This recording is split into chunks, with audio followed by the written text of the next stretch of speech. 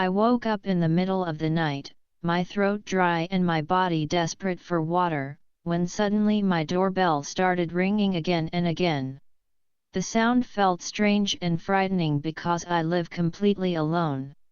My name is Jennifer. I am 38 years old, and I have been a widow for 6 months. Since my husband, Marshall, died, my life has been full of pain and struggle. The bank keeps calling me and sending letters because they want to take my house.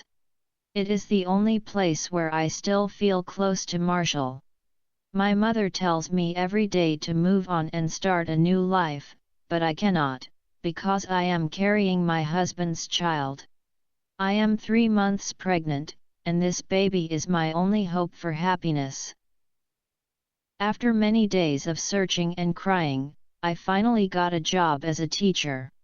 It was not easy, especially because I am pregnant, so I had to hide it. I needed the money to survive. Even then, the salary was not enough, and the stress made my health worse. One evening, I came home very tired, cooked a simple meal, and ate quietly while looking at Marshall's empty chair. Then I went to bed and fell asleep quickly. At around 3 a.m., I woke up again feeling very thirsty.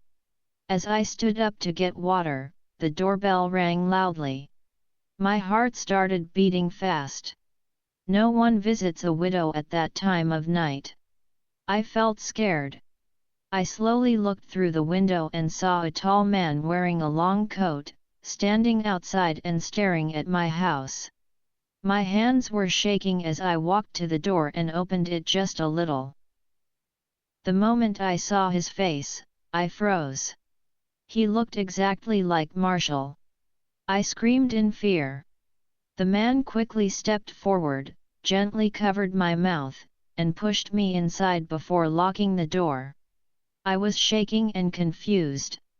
I asked him if he was really my husband. The man looked at me calmly and then said something that shocked me even more. He told me his name was Julian, and he was Marshall's twin brother. I had never heard about him before. Julian looked exactly like Marshall, but his personality was different. Marshall was calm and quiet, while Julian was bold and intense. He told me that my husband had borrowed money from many people, and now he had come to take care of those debts. He promised that he would pay everything so I could keep the house for my baby. I did not trust him completely, but I had no choice. I needed help, so I allowed him to stay. The next few weeks were very difficult. Living with Julian felt strange because he looked like my husband but acted like a different person. Sometimes he was kind and helpful, and other times he made me uncomfortable. He even joked and called me wifey, which I did not like. Still, I stayed quiet because I needed his support.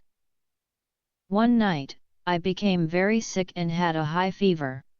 I felt weak and helpless. That night, Julian did not joke. He took care of me, stayed by my side, and helped me feel better. He brought water, checked my temperature, and made sure I was safe.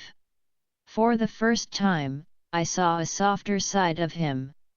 Because of that, I started to feel confused emotions. Part of me felt comfort because he looked like Marshall, and part of me felt afraid because I knew he was not the same man. Slowly, my life started to improve. The bank stopped calling, and I felt less pressure. Julian helped with daily things, and sometimes he even made breakfast. I began to imagine that maybe things could be okay. Maybe my baby could have someone to look after us. Maybe I could build a new life. But everything changed one evening. I came home earlier than usual and heard Julian talking on the phone. He did not know I was there. I stood quietly and listened. He was laughing. Then he said something that broke my heart. He said that he had not paid my debts. Instead, he had bought them. That meant he now owned my house. He planned to wait until my baby was born and then sell the house and leave me with nothing. I felt like my world had shattered. All his kindness suddenly felt like a lie. He was not helping me, he was planning to destroy me. I did not say anything to him. I quietly turned around, walked out of the house, and stood outside in the rain, holding my stomach. At that moment, I understood the truth. The man inside my house was not a miracle. He was not there to save me. He was just a more dangerous kind of monster, hiding behind a familiar face.